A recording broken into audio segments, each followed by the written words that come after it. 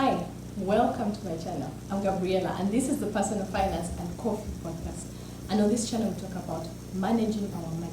Fine, we make the money, but how do we manage it in such a way that we attain the goals that we want, so that we don't feel like 5 years later, 10 years later, we've worked but we have nothing to show for it. If this is something you find interesting, please like, please subscribe, so that you don't miss upcoming episodes. Now, in today's episode, we are going to look at monthly resets. And I've been making videos. Previously, I used to make videos every month about how I prepare for the month financially, so that I feel ready for the new month. After a while, I stopped making the videos for two reasons.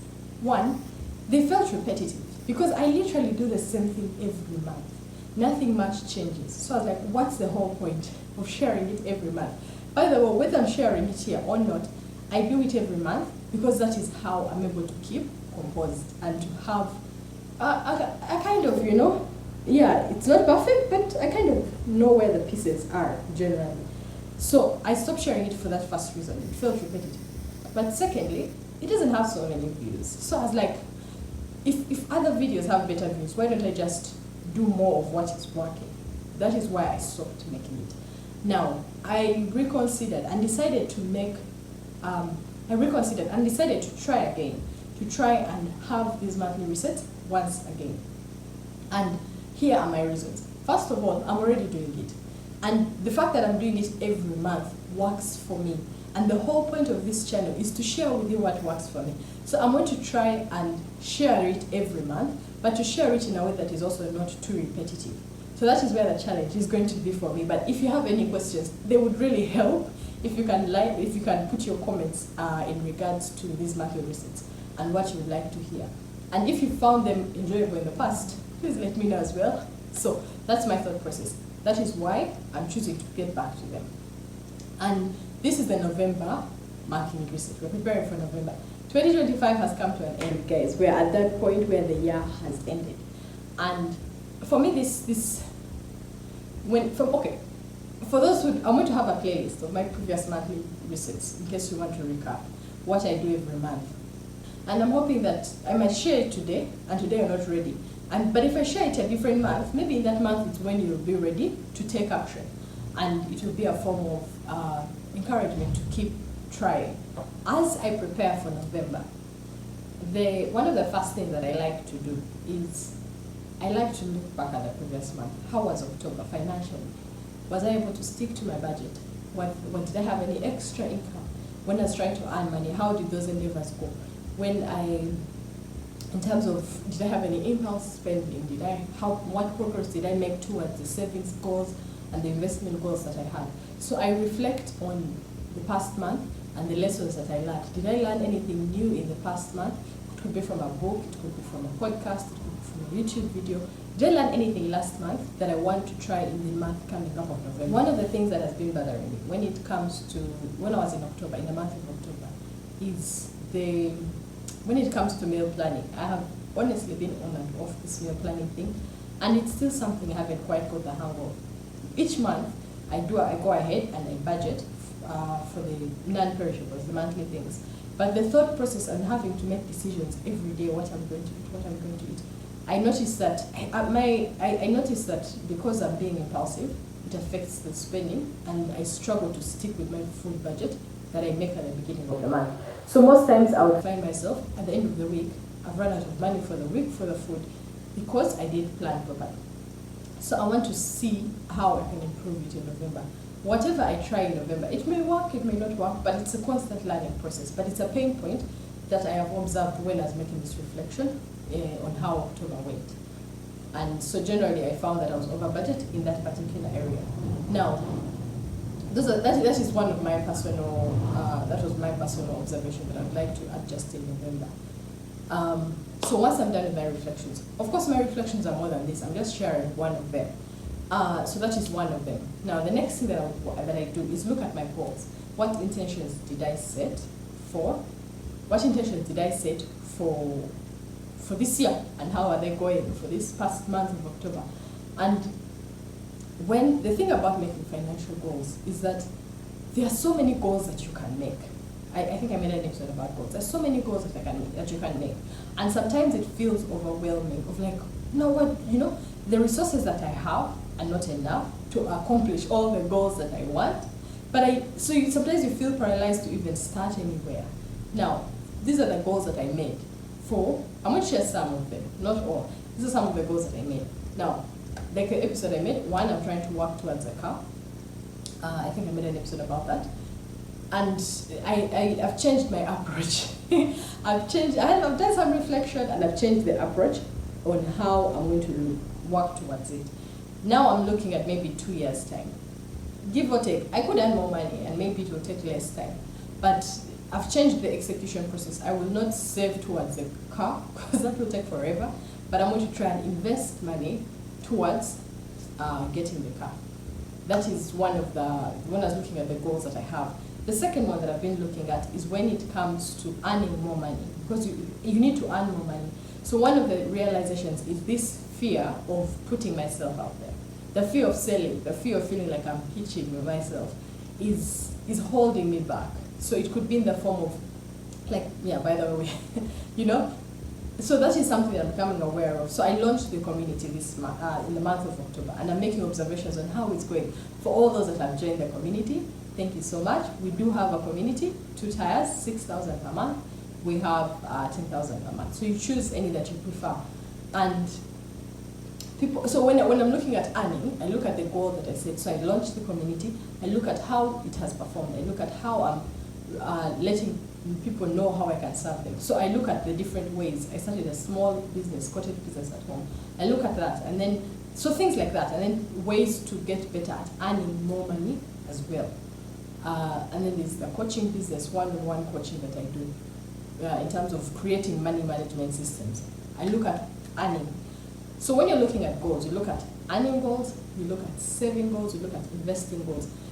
But when I'm also looking at my goals, I look at my net worth. Has it grown? Has it, what is the general projection? Based on last month, has it grown or has it reduced? And why? Because sometimes the reason could be, it could have temporarily gone down, but then it will come back, it will be topped up again.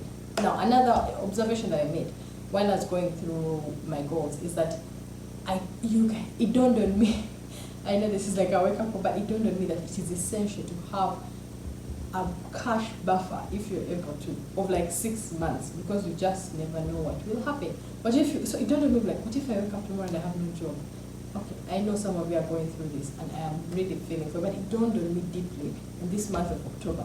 And it made me realize that it's a goal that I need to intentionally set and slowly work towards. So those are some of the thought processes that I have when I'm looking at my goals. I'm keeping them very general, because you can't put everything on the internet. But I'm giving you some ideas so that you think about some of these things. Now, the next thing that I look at when I'm looking at my monthly research, like in this month of October, I look at the events that are coming up. I look at the events that happened in October.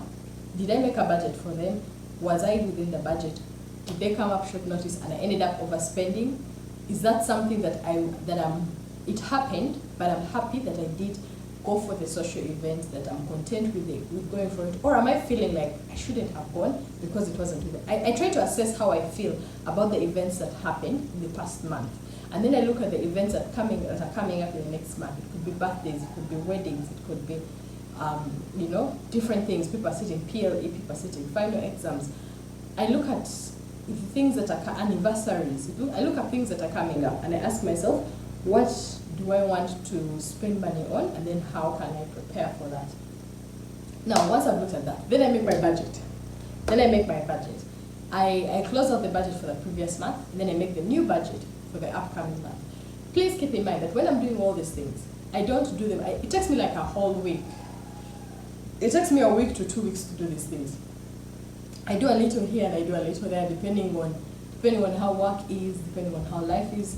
I do a little bit here and there, so that overall, and it doesn't take me a lot of time. When I say reflections, it can take me maybe 15 to 20 minutes to just overall think about it, and then I get another day, and then I work on. If I have the capacity to sit and do it in one day, I do. But at times I don't have that time, and also it gets mentally overwhelming when I do it all at once.